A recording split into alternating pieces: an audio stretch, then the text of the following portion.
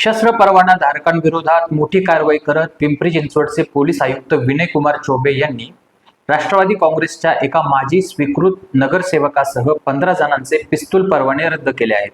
शस्त्राचा दुरुपयोग करणं, विविध गुन्ह्यांमध्ये सहभागी असणं, मंजुरीनंतर मुदतीत शस्त्र खरेदी न करणं तसेच वृद्धत्व किंवा मृत्यू झाल्याच्या कारणामुळे ही कारवाई करण्यात आली.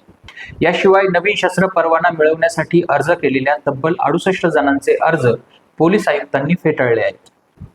सनदी अधिकारी तुकाराम मुंढे यांनी प्रतिबंधित अन्नपदार्थ विक्री करणाऱ्या गुन्हेगारांविरुद्ध मोक्का अंतर्गत कारवाई करणार असल्याचा इशारा दिला आहे. तुकाराम मुंढे यांनी अन्न आणि औषध प्रशासनात आयुक्त पदाची जबाबदारी घेतल्यानंतर राज्यभरात धडक कारवाईला सुरुवात केली.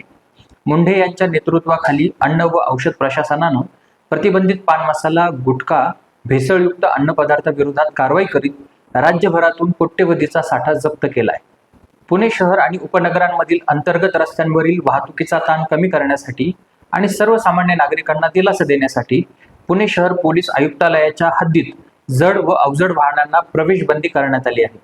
जिल्हाधिकारी जितेंद्र डुडी यांनी हे आदेश दिले आहेत. हा बंदी आदेश 15 जून 2026 रोजी रात्री 12 वाजेपासून ते 24 जून 2026 रोजी रात्री 12 वाजेपर्यंत लागू राहणार आहे.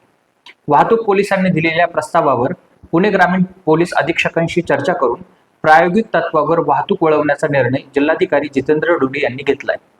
औंध येथील गायकवाड हाईट्स मधील पंजाब नॅशनल बँकेच्या शाखेत कोट्यवधी रुपयांची मुदत ठेव करण्याचा बहाणा करून बँकेला तब्बल 1,17,62,000 रुपयांचा चुना लावल्याची धक्कादायक घटना समोर आली आहे.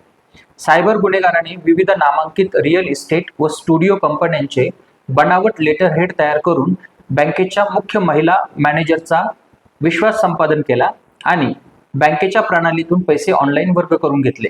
या प्रकरणी चतुष्कोंगी पोलिसांनी अज्ञात आरोपीविरुद्ध गुन्हा दाखल केला आहे. ही घटना 30 मार्च 2026 रोजी घडली. वैद्यकीय क्षेत्रात करिअर करू इच्छिणाऱ्या विद्यार्थ्यांना नामांकित महाविद्यालयात MBBS ला प्रवेश मिळवून देण्याचं खोटं आमिष दाखवून लाखो रुपयांची फसवणूक करणाऱ्या एका आंतरराज्यीय टोळीच्या मुख्य म्होरक्याला येरवडा पोलिसांनी बेड्या ठोकल्या.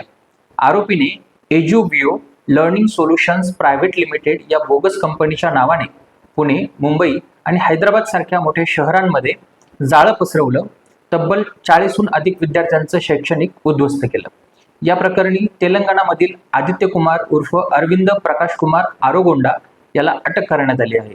आरोगोंडा याला मुंबईतील पवई पोलिसांनी अटक केली होती. तिथून ट्रान्झिट वॉरंटच्या आधारे येरवडा पोलिसांनी त्याला आर्थर रोड जेलमधून पुण्यात वर्ग केलं.